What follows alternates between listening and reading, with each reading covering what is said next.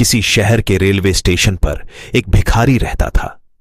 वह वहां आने जाने वाली रेलगाड़ियों में बैठे यात्रियों से भीख मांगकर अपना पेट भरता था। एक दिन जब वह भीख मांग रहा था तो सूट बूट पहने एक लंबा सा व्यक्ति उसे दिखा। उसने सोचा कि यह व्यक्ति बहुत अमीर लगता है, इससे भीख मांगने पर यह मुझे जरूर अच्छे पैसे देगा। वह उस लंबे व्यक्ति से भीख मांगने लगा। भिखारी को देखकर उस लंबे व्यक्ति ने कहा, तुम हमेशा मांगते ही हो, क्या कभी किसी को कुछ देते भी हो? भिखारी बोला, साहब, मैं तो भिखारी हूं, हमेशा लोगों से मांगता ही रहता हूं। मेरी इतनी औकात कहां कि किसी को कुछ दे सकूं। लंबा व्यक्ति बोला, जब किसी को कुछ दे नहीं सकते तो तुम्हें मांगने का भी कोई हक नहीं है। मैं एक व्यापारी हूं और लेन देन में ही विश्वास करता हूं। अगर तुम्हारे पास मुझे कुछ देने को हो तभी मैं तुम्हें बदले में कुछ दे सकता हूं। तभी वह स्टेशन आ गया जहां पर उस लंबे व्यक्ति को उतरना था। वह ट्रेन से उतरा और चला गया। इधर भिखारी उसकी कही गई बात के बारे में सोचने लगा। उस लंबे व्यक्ति के द्वारा कही गई बात उस भिखारी के दिल में उतर गई। वह सोचने लगा कि शायद मुझे भीख में अधिक पैसा इसीलिए नहीं मिलता क्योंकि मैं उसके बदले में किसी को कुछ दे नहीं पाता हूं। लेकिन मैं तो भिखारी हूं, किसी को कुछ देने लायक भी नहीं हूं। लेकिन कब तक मैं लोगों को बिना कुछ दिए केवल मांगता ही रहूंगा।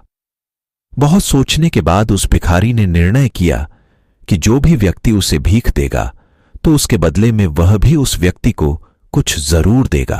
लेकिन अब उसके दिमाग में यह प्रश्न चल रहा था कि वह खुद भिखारी है तो भीख के बदले में वह दूसरों को क्या दे सकता है। इस बात को सोचते हुए 2 दिन हो गए, लेकिन उसे अपने प्रश्न का कोई उत्तर नहीं मिला था। तीसरे दिन जब वह स्टेशन के पास बैठा हुआ था तभी उसकी नजर कुछ फूलों पर पड़ी जो स्टेशन के आसपास के पौधों पर खिल रहे थे। उसने सोचा, क्यों ना मैं लोगों को भीख के बदले कुछ फूल दे दिया करूं। उसको अपना यह विचार अच्छा लगा और उसने वहां से कुछ फूल तोड़ लिए। अब वह ट्रेन में भीख मांगने पहुंचा और जब भी कोई उसे भीख देता तो उसके बदले में वह भीख देने वाले को कुछ फूल दे देता। उन फूलों को लोग खुश होकर अपने पास रख लेते थे। अब भिखारी रोज फूल तोड़ता और भीख के बदले में उन फूलों को लोगों में बांट देता था। कुछ ही दिनों में उसने महसूस किया कि अब उसे बहुत अधिक लोग भीख देने लगे हैं। वह स्टेशन के पास के सभी फूलों को तोड़ लाता था। जब तक उसके पास फूल रहते थे तब तक उसे बहुत से लोग भीख देते थे, लेकिन जब फूल बांटते बांटते खत्म हो जाते तो उसे भीख भी नहीं मिलती थी। अब रोज ऐसा ही चलता रहा। एक दिन जब वह भीख मांग रहा था तो उसने देखा कि वही लंबा व्यक्ति ट्रेन में बैठा है, जिसकी वजह से उसे भीख के बदले फूल देने की प्रेरणा मिली थी। वह तुरंत उस व्यक्ति के पास पहुंच गया और भीख मांगते हुए बोला, आज मेरे पास आपको देने के लिए कुछ फूल हैं, आप मुझे भीख दीजिए तो बदले में मैं आपको कुछ फूल दूंगा। उस लंबे व्यक्ति ने उसे भीख के रूप में कुछ पैसे दे दिए और भिखारी ने कुछ फूल उसे दे दिए। उस लंबे व्यक्ति को यह बात बहुत पसंद आई। वह बोला, वाह, क्या बात है, आज तुम भी मेरी तरह एक व्यापारी बन गए हो। इतना कहकर फूल लेकर वह लंबा व्यक्ति अपने स्टेशन पर उतर गया। लेकिन उस लंबे व्यक्ति द्वारा कही गई बात एक बार फिर से उस भिखारी के दिल में उतर गई।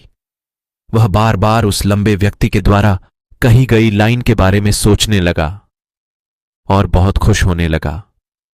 उसकी आंखें अब चमकने लगीं। उसे लगने लगा कि अब उसके हाथ सफलता की वह चाबी लग गई है जिसके द्वारा वह अपने जीवन को बदल सकता है। वह तुरंत ट्रेन से नीचे उतरा और उत्साहित होकर बहुत तेज आवाज में ऊपर आसमान की तरफ देखकर बोला, मैं भिखारी नहीं हूं, मैं तो एक व्यापारी हूं। मैं भी उस लंबे व्यक्ति जैसा बन सकता हूं, मैं भी अमीर बन सकता हूं। लोगों ने उसे देखा तो सोचा कि शायद यह भिखारी पागल हो गया है और अगले दिन से वह भिखारी उस स्टेशन पर फिर कभी नहीं दिखा। लेकिन 6 महीने बाद इसी स्टेशन पर 2 व्यक्ति सूट बूट पहने हुए यात्रा कर रहे थे।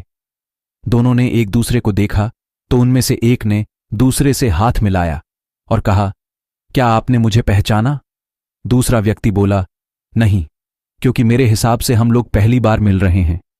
पहला व्यक्ति बोला, नहीं, आप याद कीजिए, हम पहली बार नहीं बल्कि तीसरी बार मिल रहे हैं। दूसरा व्यक्ति बोला, मुझे याद नहीं, वैसे हम पहले 2 बार कब मिले थे? अब पहला व्यक्ति मुस्कुराया और बोला, हम पहले भी 2 बार इसी ट्रेन में मिले थे। मैं वही भिखारी हूं जिसको आपने पहली मुलाकात में बताया कि मुझे जीवन में क्या करना चाहिए, और दूसरी मुलाकात में बताया कि मैं वास्तव में कौन हूं।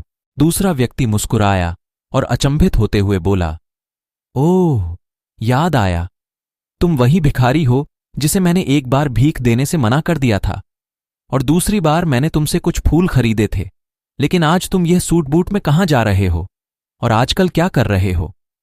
तब पहला व्यक्ति बोला, हां, मैं वही भिखारी हूं, लेकिन आज मैं फूलों का एक बहुत बड़ा व्यापारी हूं और इसी व्यापार के काम से ही दूसरे शहर जा रहा हूं।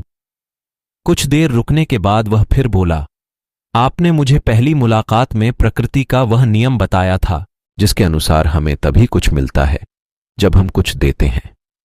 लेन देन का यह नियम वास्तव में काम करता है। मैंने यह बहुत अच्छी तरह महसूस किया है, लेकिन मैं खुद को हमेशा भिखारी ही समझता रहा। इससे ऊपर उठकर मैंने कभी सोचा ही नहीं। और जब आपसे मेरी दूसरी मुलाकात हुई तब आपने मुझे बताया कि मैं एक व्यापारी बन चुका हूं। अब मैं समझ चुका था कि मैं वास्तव में एक भिखारी नहीं बल्कि व्यापारी बन चुका हूं। मैंने समझ लिया था कि लोग मुझे इतनी भीख क्यों दे रहे हैं, क्योंकि वह मुझे भीख नहीं दे रहे थे बल्कि उन फूलों का मूल्य चुका रहे थे। सभी लोग मेरे फूल खरीद रहे थे क्योंकि इससे सस्ते फूल उन्हें कहां मिलते। मैं लोगों की नजरों में एक छोटा व्यापारी था, लेकिन मैं अपनी नजरों में एक भिखारी ही था। आपके बताने पर मुझे समझ आ गया कि मैं एक छोटा व्यापारी हूं। मैंने ट्रेन में फूल बांटने से जो पैसे इकट्ठे किए थे उनसे बहुत से फूल खरीदे और फूलों का व्यापारी बन गया। यहां के लोगों को फूल बहुत पसंद हैं और उनकी इसी पसंद ने मुझे आज फूलों का एक बहुत बड़ा व्यापारी बना दिया। दोनों व्यापारी अब खुश थे और स्टेशन आने पर साथ उतरे और अपने अपने व्यापार की बात करते हुए आगे बढ़ गए।